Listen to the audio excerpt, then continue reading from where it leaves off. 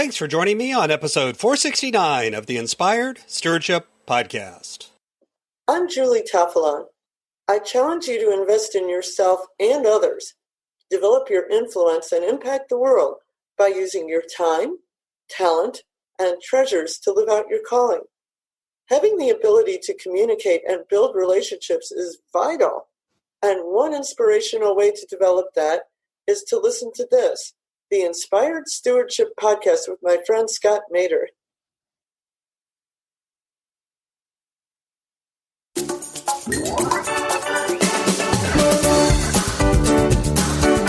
More clear, because instead of speaking French when the other person speaks German, you can at least be aware of the fact that you're speaking two different languages, and you can begin to move towards speaking German at least a little bit. Even if you don't speak it perfectly, even if you don't sound like a native speaker, you still get across more information than if you continue to yell at someone in French. Welcome, and thank you for joining us on the Inspired Stewardship Podcast. If you truly desire to become the person who God wants you to be, then you must learn to use your time, your talent, and your treasures for your true calling. In the Inspired Stewardship Podcast, you will learn to invest in yourself, invest in others, and develop your influence so that you can impact the world.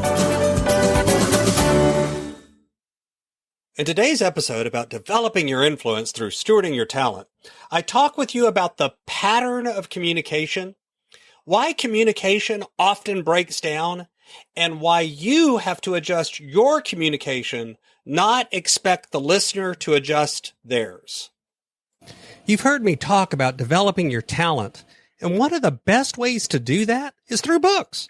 But if you're like most people today, it's hard to find the time to read. And that's why today's podcast is brought to you by Audible. Go to inspiredstewardship.com/audible to sign up, and you can get a 30-day free trial.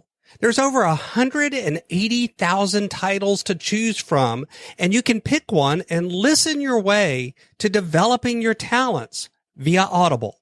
That's inspiredstewardship.com/audible to get your free trial and listen to great books the same way you're listening to this podcast. So I spent a large part of my life as a communicator. First I was a school teacher, and then I've been a coach. I was in corporate leadership where I had to do presentations in front of boards, in front of committees, and I had to work with my team and communicate with my team.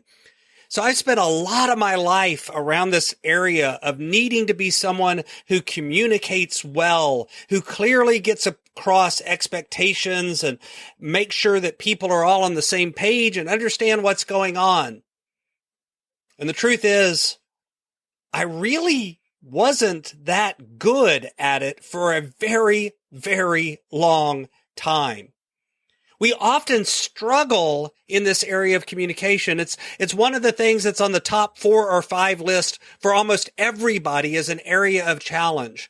If it's in their personal life, they'll talk about not communicating well with their spouse or significant other or partner. If it's in business, they'll talk about how communication within the team is always a big hurdle holding the team back from performance. Communication comes up time and time again as a problem. And part of it is we don't really think about what communication is. Often we think about communication as a one-way street. My job is to give you information. Your job is to receive it. And there's some truth to that. In a broad pattern, if you want to look at communication, it involves the transmission of information, the reception of that information, and then the interpretation of that information. Say that again, the transmission, the reception, and the interpretation. And all too often, it's that last step that causes problems.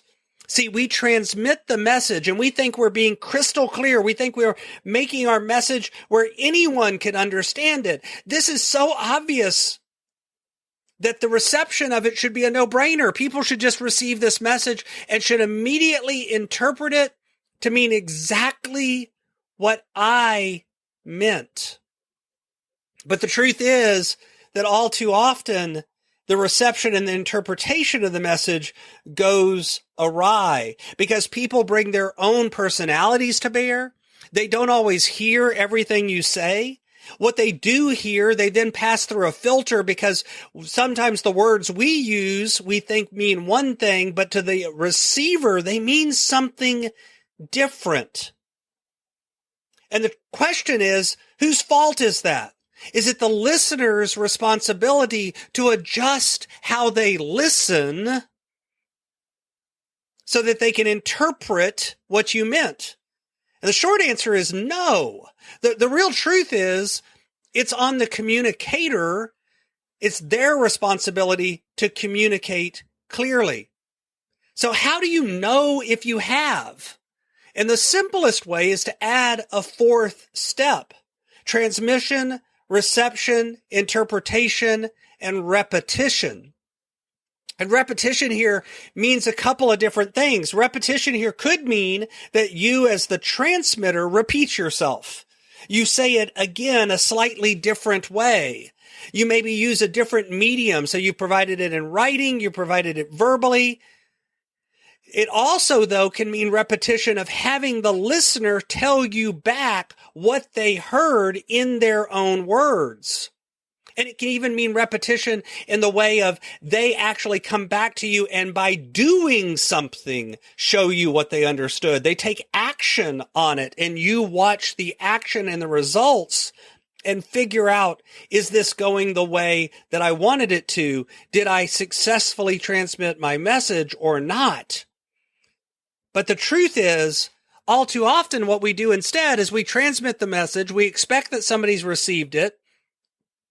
We expect that they've interpreted it correctly, and then we leave it alone and we stop paying attention until all of a sudden something goes wrong.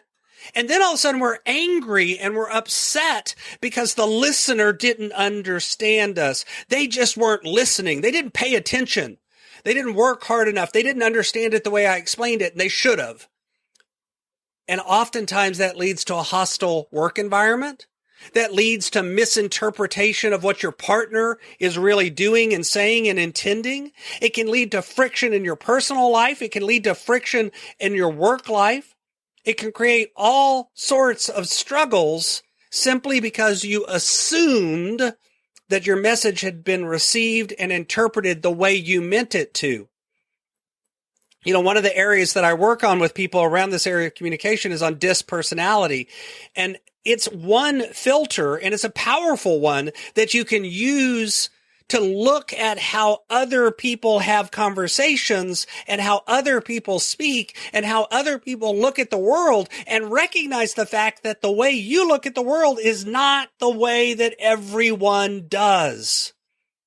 And as you become aware of that, you begin to be able to adjust what you do and say to make it more clear. Because instead of speaking French when the other person speaks German, you can at least be aware of the fact that you're speaking two different languages, and you can begin to move towards speaking German at least a little bit. Even if you don't speak it perfectly, even if you don't sound like a native speaker, you still get across more information than if you continue to yell at someone in French when all they speak is German. The same thing happens with us in our communication style. If you're a high detail person and the other person is a low detail person, and so they provide very little information, that's going to lead to miscommunication, and it's going to lead to frustration. And so running through this filter of DISC helps us begin to adjust the way we transmit information. But we continue to have to adjust and listen for that repetition and action and make sure that the reception and the interpretation have actually taken place the way that we want them to do it. And that is on us as the communicator, not on the listener. Thanks for listening.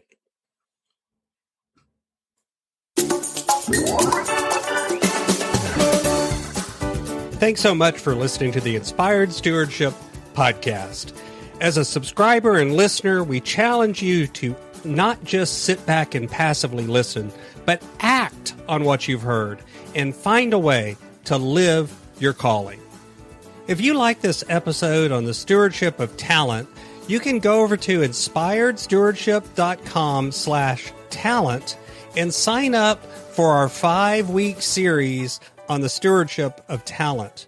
Or if you're in the U.S., you can text 44222 talent tips. That's talent tips to 44222 and get those tips. Until next time, invest your time, your talent, and your treasures. Develop your influence and impact the world.